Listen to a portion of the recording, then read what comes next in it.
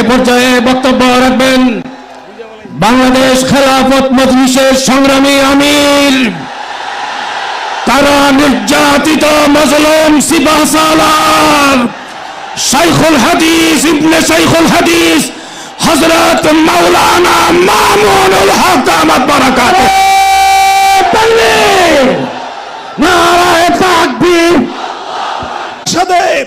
অন্য কেউ যদি নবুয়তের পরিচয় দিতে চায়, সে নবুয়তের এই সুমহান রাজপ্রাসাদে আবর্জনা ময়লা বলে বিবেচিত হবে।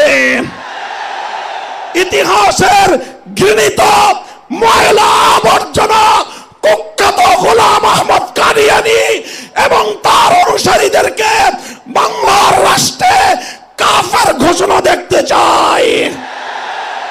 পরিষ্কার বলছি, আমরা 2013 সালের নবী প্রেমিক তাওহীদি জনতার শাপলা চত্বরের রক্তের উপর 24-এর যে বিপ্লব প্রতিষ্ঠিত হয়েছে, সেই বিপ্লব পরবর্তী বাংলার মাটিতে কাদিয়ানীর অমুসলিম ঘোষণা হতেই হবে, হতেই হবে।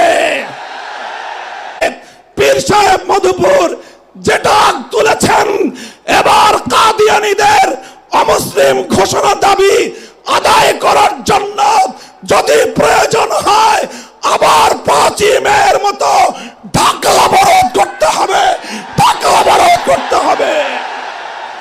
শুধু ঢাকা নয়, প্রয়োজনে জাতীয় সংসদের দিকে লং মার্চ করতে হবে, বাংলাদেশ অবরুদ্ধ করতে হবে, সকল রাজনীতি বন্ধ করে দিতে হবে, পার্লামেন্ট অচল করে দিতে হবে, সচিবালয় বন্ধ হয়ে যাবে, বাংলাদেশ থমকে দাঁড়াবে। কাদিয়ানীদের অমুসলিম ঘোষণার দাবি আদায় করতে হবে। রক্ত দিতে হলে রক্ত দিতে হবে। জীবন দেওয়ার জন্য, খাতমে নবুয়তের দাবি আদায়ের জন্য মাথায় কাফনের কাপড় বেঁধে শহীদ ঈদগাহে যেতে কারা প্রস্তুত, কারা প্রস্তুত? ইনশাআল্লাহ এ দাবি আদায় হবে।